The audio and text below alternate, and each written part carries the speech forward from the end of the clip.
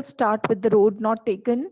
You know what is the theme of the poem? The theme of the poem is that whenever in our life there comes any difficult situation, we should we should make the choice very carefully, because that choice is going to decide our future. Because being single traveler, you cannot go onto the two roads which are there in front of you. So symbolically, the poet is standing in a wood.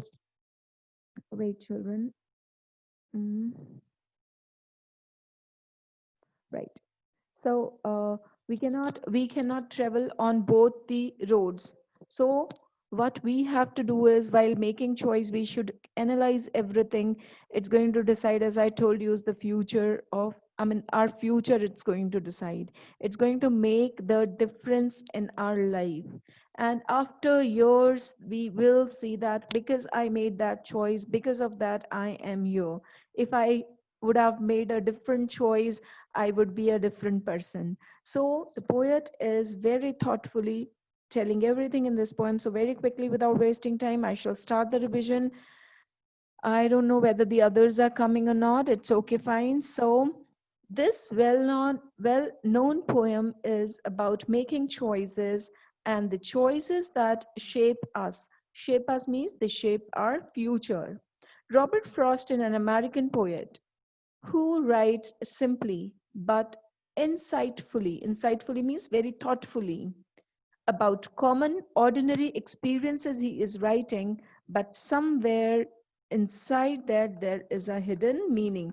Can you see my screen, children? Yes, ma'am. Okay, so if there is any doubt, you can ask me. We shall continue with this. Mm. Still, the children are coming. Two roads diverged in a yellow wood. Why this wood is yellow? Because it is autumn season, and wood means jungle or a forest. So two roads, when the poet was going with his friend somewhere in the jungle, he saw that there was a yellow wood. Yellow wood means the yellow leaves. Because of autumn season, the leaves are about to fall, and the wood means the forest is looking yellow. Why the forest is looking yellow? As I told you, the leaves have turned yellow before falling. So the poet is calling it a yellow wood. So if you are asked a question what yellow wood is, so you should be ready with the answer. So two roads diverge means diverted and divided into a yellow wood. And sorry, because he says he is a single traveler. Sorry, I cannot travel on both the roads. Why he cannot travel on both the roads? Because being single traveler, he cannot go onto both the roads. He wants to go, he wants to see what is there on the other road also, but no, because he is a single traveler, he cannot go. So long I stood. Why? What does it indicate that long he stood there? He stood there for a very long time because he had to make a proper choice.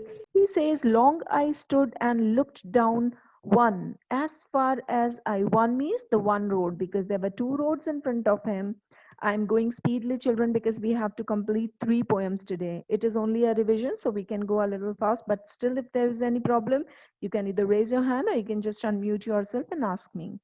Long I stood and looked down one as far as I could to where it bent in the undergrowth. Undergrowth means there were some vegetations, there were some plants there. So he says that as far as he could see the road, he saw it till there. So he looked down because he wanted to analyze what is going to be the future of this road, or the way where it is leading to the poet. So then he says, then took the other. First, he looked on one of the roads and he stood there for a long time. He analyzed everything and then he moved on to the other one. And then took the other just as fair, because he said that both of the roads were looking equal, both of the roads were looking fine. But he had to choose only one. So the first one he looked and he chose the other one. And he gives us a reason also why he chose the other one. Then took the other just as fair and having perhaps the better claim. He said that perhaps the road which he had chosen, it was having a better claim, means it was as per poet, it was a better road to go on. And then he gives a reason also. Suppose in your exams you are asked why the writer chooses the other road, not the first one. And what is the reason he gives here? He says because it was grassy and wanted weir. It was grassy means it was full of grass, and wanted weir means it was not walked upon. Less people had walked on. Less leaves were crushed under the feet of people who were walking. Because it was grassy, so your answer should be because it was grassy and less people had walked on that road. Though so for not that the passing there though as for that the passing there had won them really but the same. I mean, no, yeah, it was not like much difference there. Almost same difference he could see there in the on the road. So mostly he could think that the most of the people, I mean, mostly both the roads are same. So quickly revise these two paragraphs, children. Sorry, two stanzas. What is the difference between paragraph and a stanza? Stanza is in, yes, K. Charan, you can unmute yourself and you can ask if there is any doubt. K. Charan, do you want to say anything? You raise your hand. Okay. The screen, ma'am. Nothing? Nothing, ma'am. Okay, okay, fine. We'll carry on. Is it clear? Okay, so I will move to the next. Even if there is any problem later on, you can ask me. Don't mind that. And both that morning lay equal lay means, and both means both the roads. And both the roads were equally laying there. In leaves, no step had trodden black. Trodden black because the leaves become soft after becoming yellow, because before falling they become yellow, so they just change their color. And when anybody walks on that, if anybody walks on that, it turns black after some time. Right, children? So he says, and both that morning, both means both the roads, that morning equally lay, means they were looking equal. In leaves, no step had trodden black. In leaves means on those leaves, not many people had stabbed, and they were not trodden, means they were not walked upon, they were not crushed, and they had not turned black. Oh, I kept the first or another day. The poet says that he had kept the road on for another day. For another day means for some other day. He thought that if he gets chance in his life to go back, he will go and he will walk upon that road. He says, but I knew it, that the roads or the ways, they lead on to way. If they're walking on one road, again there will be a choice to be made by the traveler. If the traveler is going on one road, he he makes the choice between two, and on the next again he will have to make choice. And if he chooses one and he moves forward, again there will be a choice to be made. So again and again and again in our life, this is symbolic poem that we have to make so many choices in our lives if we are moving ahead. So he says he was doubtful whether he will be ever able to come back and choose the another, but he left the one for some other day. He says, and both that morning equally lay. In leaves no step had trodden black. Oh, I kept the first for another day. Yet knowing how way leads on to way, I doubted if I should ever come back. I shall be telling this with a sigh. With a sigh means long breath. If he is successful, he'll be happily telling that he made this choice. It may be after some years, he may not be successful. So, with the sigh, he will be telling that he made that choice. But somewhere after ages and ages, hence means after ages and ages, he will again be thinking about his choice which he has made today. So he says that is going to be very important for his future. Two roads diverged in a wood. Two words diverged in a wood means two roads were there and they were divided and they were going into a jungle. He had to make a choice. And I took the one less traveled. And less traveled, here again, there is symbolism here. I'll tell you what symbol is here. And that has made all the difference. He says that any difficult way in life is initially it looks very difficult, but any difficult thing brings more success. So he had chosen the less traveled one where the less people had walked on. Why he had chosen that? Because any difficult way will be chosen by the less people. It does not mean that wherever the road is more disturbed, it is more difficult, we should choose that, not literally, but the poet is talking about symbolically that if we choose any difficult a thing in our life, what happens there? We choose, we get more success. So he made the choice based on this thing, that less traveled one he will go ahead with. So if there is any doubt, you can ask my children. So I shall move to the next one. I shall go on to the next one. If any child has any problem, you can ask me. Yeah, am I audible, children? Yes, ma'am. Okay, any doubt there? No doubts? Fine. I shall move to the next one. If there is any doubt, you can ask me there also. Wait. I'm moving to the next poem. And the next is, I think, The Wind. If I'm not wrong, the next poem should be Wind. Yes. So can you see it on my screen, children? Yes, ma'am. Yes, ma'am. Okay, very good. The wind blows strongly and causes a lot of destruction. How can we make friends with it? So, this we have recently revised and done. So, again, we'll do it. Wind comes softly. Personification is there, as I told you. The poet is addressing the wind just like a human being. So, as if it is a human being who can listen to the poet, who can do some activities like a human being. So, personification, figure of speech is used in it. So wind come slowly. Don't break the shutters of the windows, the doors of the windows. Don't scatter the papers.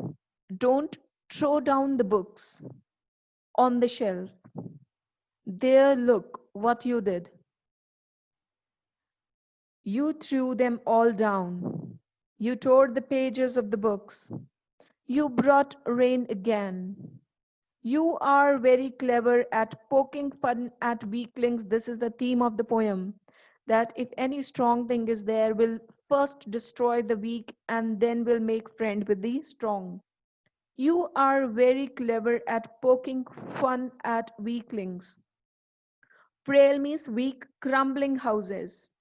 Very weak, broken, the house which are easy to be broken. Crumbling doors, weak doors. Crumbling rafters, crumbling wood, crumbling bodies, and crumbling lives, crumbling hearts. So the wind, a strong wind, when it comes, it will destroy all these things. The wind god winnows. Winnows I had already explained. If anybody has doubt, you can ask me. The wind god winnows and crushes them all. He won't do what you tell him. So come, let us build strong homes. Let us join the doors firmly. Practice to form the body. Make the heart steadfast. Do this, and the wind will be friend with us. Here, the whole gist of the poem, the whole somebody's is okay, fine, right? So he says that these are the ways that we should make ourselves strong. We should make our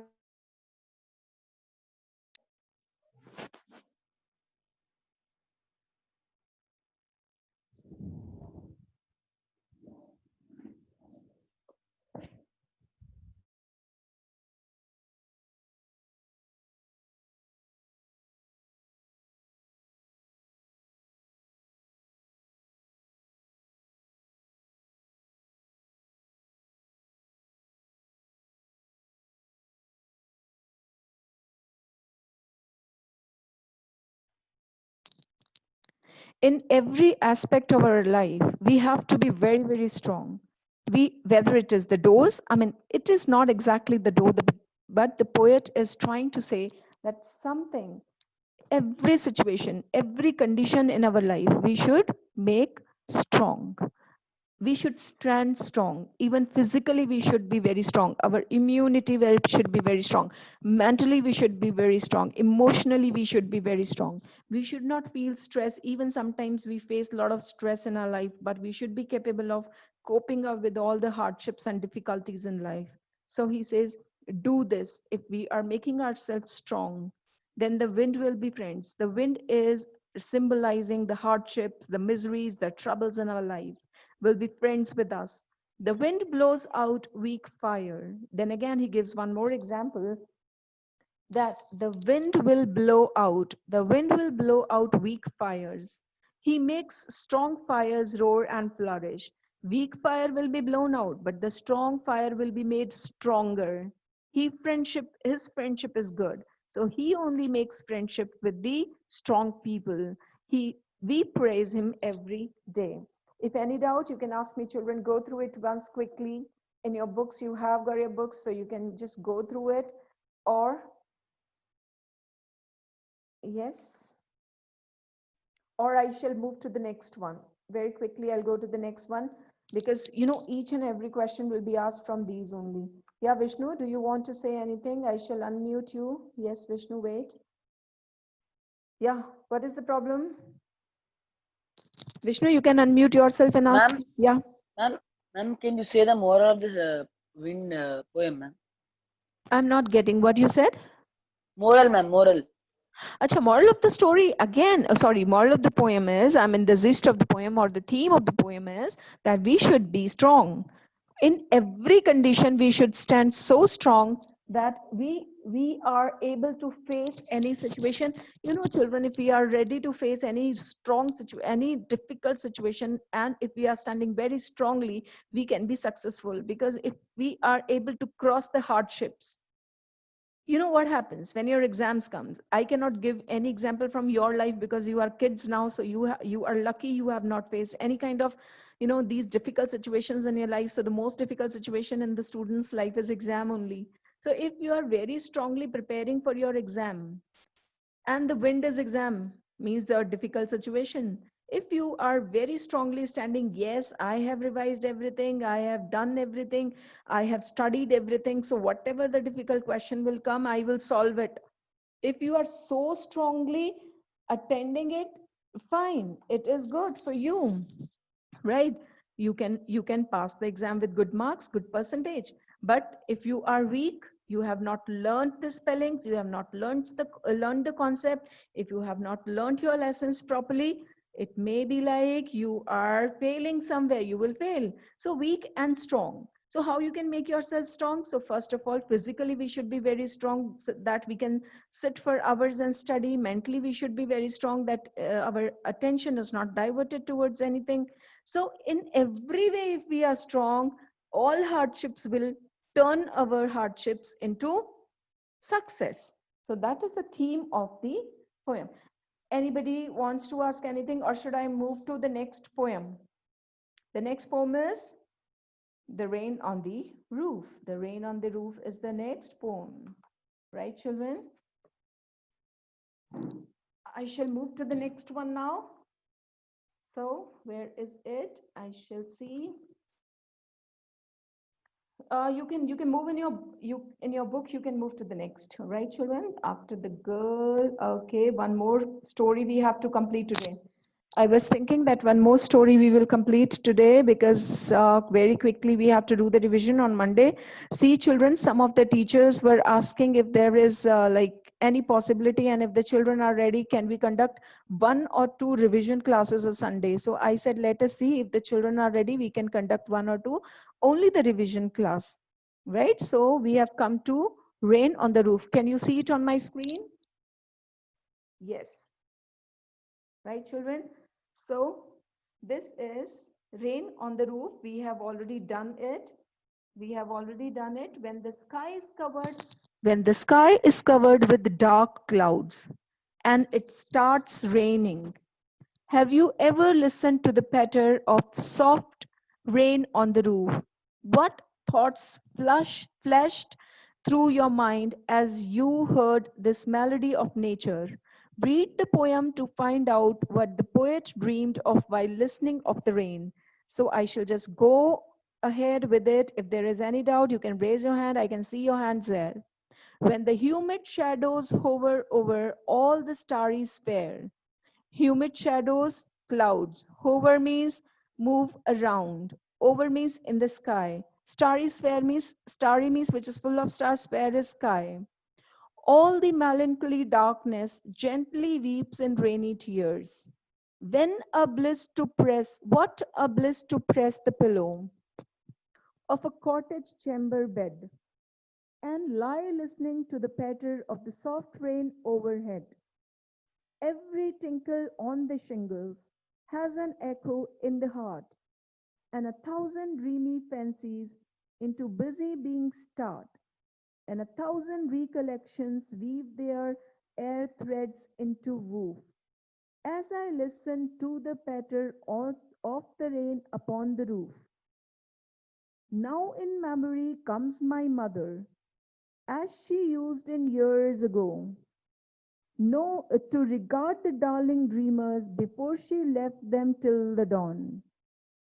Oh, I feel her fond look on me as I list to this refrain, which is played upon the shingles by the patter of the rain. So, children, in this, it is completely nostalgic poem. I am repeating this word again and again, nostalgic, whenever I am teaching this poem. Nostalgia is when you remember something which has already happened in your past life. And past life means in your past years, last years, and you are very emotional and attached about it. So that is nostalgic, right? So here the poet is remembering how in his childhood days he used to enjoy the rain, and his mother used to come before she goes to sleep. So and the children will be sleeping till the morning. The mother will come, she will look at the kids, and dear dreamers are the kids. So mother will come see, and whenever the rain comes, the poet is so nostalgic that he remembers mother, those days and everything. Is this clear to everyone? If there is any doubt, please children tell, because recently I had explained, so I'm not taking much time in it. I will start the another story. So many things are there, and we have only 2 days. I mean, today almost finished, and tomorrow is Friday, and then Saturday again, because of power cut and all. So I don't think that there will be class or something. If possible, we will conduct the class. Yes, children, quickly see. Yeah, Vishnu, wait, I shall unmute you. You can ask your question. If anybody else has any doubt, you can ask, children. Yeah, Vishnu, please speak. Ma'am, Yes. ma'am, you can take the class on Saturday, no, ma'am? Vishnu, but there is power cut. No, some parents were complaining that because of power cut, our kids cannot, attend the class or something. So, do you want to attend the class on Saturday? Yes, ma'am. Yes, ma'am. Saturday or Sunday, ma'am. We will do revision. So many lessons Okay, are there, no, ma'am. it's very good, but children, I'll request all of you to please send this request to your class teacher in that group. You have that group, no? If there is that, Yes, ma'am. then yeah, then you if you ask that, your teacher will help you, because your teacher will convey the message to other teachers also. Yes, Abhinaya, you can unmute yourself. You are asking something. Yes, ma'am. Yeah, Ma'am, I please. have doubt in this poem, ma'am. What doubt? Where is the doubt? Ma'am, into busy being start means, ma'am. Busy being to star means like so many memories continuously are coming into his mind, and his brain gets very busy in all those thousands of recollections are the Dreams. Yes, memories. ma'am. Okay, Okay. right. So now I'm moving to another story, right? So first we have already done the fun they had we have completed, and after fun they had, this road not taken was there. After road not taken, there should be this let me check which poem. Yes, the sound of music is there, I think. The sound of music is there, so I shall go to the sound of music, because in next 10 minutes it will finish, so let us do as much as we can. Quickly we shall move to the next. Um, okay, wait, children, right? So now we shall start with the story. And these question answers, all this, that, you should do it very seriously. And grammar exercises also we'll do. And as I told you, no, your some lessons are reduced, so we will not read those lessons, children, right? So let us start with the sounds of music. Now, I want one of the child to read it. Who will read it? Raise your hand and then I will unmute. Quickly tell me. Vishnu would read. Any other child? Any other? Hiranya, Vishnu? Nobody else wants to read. Why? Or why? Abhinaya, Vishnu, Hiranya, the same children. I want others also to move forward to read it. Come on, children. Okay, fine. You can start reading. Vishnu, I have unmuted you. Yeah, come on, start. Ma'am, can I read from the book, ma'am? Book. Yes, yes, your book, your book. No problem. It is on the screen also, but you have got the book also. But start reading it very speedily, and after this, Nivedita Ma'am, will read. yes, ma'am. Yes, come on. Yes, ma'am. Ma'am, rush hard. Yes. Crowds jostle a position on the underground train platform. A slight girl looking younger than her 17 years So was wait. nervous yet So what is, excited as she felt wait, what is her Ma'am, age? What is her age? 17. Not 17. It is written, I'll read. A slight girl means very lean and thin looking small girl. Looking younger than her 17 years. Okay. Then her, okay, younger. Okay, she's 17 years. She's not less than 17. She is 17 years. Okay. Then her 17 years. Come on. Excited as she felt the vibrations of the approaching train. It was her first day at the prestigious Royal Academy of Music in London, and daunting enough for the teenager, fresh from Scottish farm. But the uprising musician faced a bigger challenge than most. She was profoundly deaf. Profoundly deaf means she was deaf, deeply deaf. Deeply deaf means she could not hear anything else. Now, Nivedita, it is your turn. So you will read it very speedily, Nivedita. Okay, I am unmuting. Where is Nivedita? Raise your hand, Nivedita. Where are you? Okay, I can see. Um, yes, Nivedita, start. Yes, ma'am. Yeah, quickly start. Evelyn Glennie's loss of hearing had been gradual. Her mother remembers noticing something gradual. Her mother remembers noticing something was wrong when the 8-year-old Eleven was waiting to play the So piano. you have to wait. They You have to remember. Wait, Nivedita. So you have to remember that what is the Okay, age ma'am. of the girl. So like you remember that when this they started noticing that there was something wrong with the girl. So she started losing the hearing had been gradual, means not at once or suddenly she stopped listening or anything, but her mother remembers. See these kind of things in every story, wherever is any date, wherever any age, wherever any description like this, you have to remember in every story, children. So her mother remembers noticing something was wrong when the 8-year-old girl was waiting to play the piano. Why she was, they called her name again, and how the mother found out that she was not able to hear, because the girl was trying to hide her disability, even she was not sharing it with her parents. So they called her name again and again, but she didn't move. And after her this activity, they suddenly realized, I mean, the mother suddenly realized that she could not hear properly. Nivedita, continue with the. They called her name and she didn't move. I suddenly realized she hadn't heard, says Isabel Glennie. Isabel is the name of her mother. Continue. For quite a while, Eleven managed to Conceal means conceal. she somehow managed to hide her deafness from the people, her growing deafness from friends and teachers. So, she was pretending as if she was hearing everything. So, continue next. Conceal her growing deafness from friends and teachers. But by the time she was 11, her marks had deteriorate, Deteriorated. deteriorated, Deteriorated. deteriorated, and her headmistress urged her parents to take her to a Yeah, wait. I shall change the page. But children, we are doing it very speedily because it is revision. You have already done this 2-3 times. We have already done the revision, but still, I shall move on very fast so that at least today we are able to complete it. Yes, Nivedita. So first you will finish, and afterwards the next child will read this paragraph. So her mother took her to a specialist. Yeah, specialist. yeah. It was then discovered that her hearing was severely impaired as a result of gradual nerve damage. They were advised that she should be fitted with learning aids and sent to a school for the deaf. Right. So, Everything suddenly yes. looked black, says Yes, yes, Evelyn. yes, because she could not hear properly. So now after finding out her disabilities, the parents decided that she, and even the doctor advised that they should give her some hearing aids. Hearing aids means some machines with which she could hear it clearly.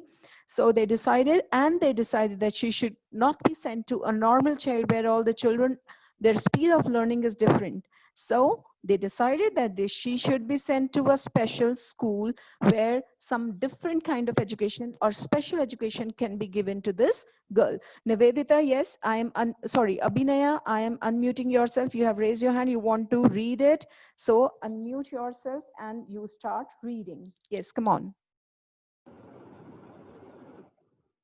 Nivedita, sorry, not Nivedita. Abhinaya, I unmuted you. Or Hiranya, I unmuted. Hiranya, yes, you can start. Come on. Ma'am, can I start? Yes, please. Quickly start. Time is less. But Ellen was not going to give up. She was determined to lead a normal life and pursue her interest in music. One day, she noticed a girl playing a xylophone and decided that she wanted to play it too. What is a xylophone? That is a kind of a musical instrument. Yes, come on. Most of the teachers discouraged her, but percussionist Ron Fox spotted her potential. He began by tuning two large drums to different notes. Don't listen through your ears, he would say. Try to sense it some other way, says Elwin. Suddenly, I realized I could feel the higher drum from the waist up and the lower one from the waist down. Forbes repeated the exercise, and soon Elwin discovered that she could sense certain notes in different parts of her body. I had learned to open my mind and body to sounds and vibrations. The rest was sheer determination and hard work. Okay, fine. Anybody has any doubt in this paragraph? Abhinash, you are also raising your hand. I will unmute you if you want to read. But children, tell me, is there any doubt in this paragraph? I told you separately we can tell if we are reading the poem, this is stanza. If we are doing the story, it is paragraph. Yes, come on, only 2 minutes are left. So you can start reading. I have unmuted you quickly. She never looked back from the point of one word. She told the United Kingdom was youth or Orchestra. orchestra, and by the time she was 16, Before, she wait, had wait, Nitin, decided to wait, make. wait, wait, children. See, children, every one of you go through this story very seriously today. I am telling you, questions are given from this story also. So I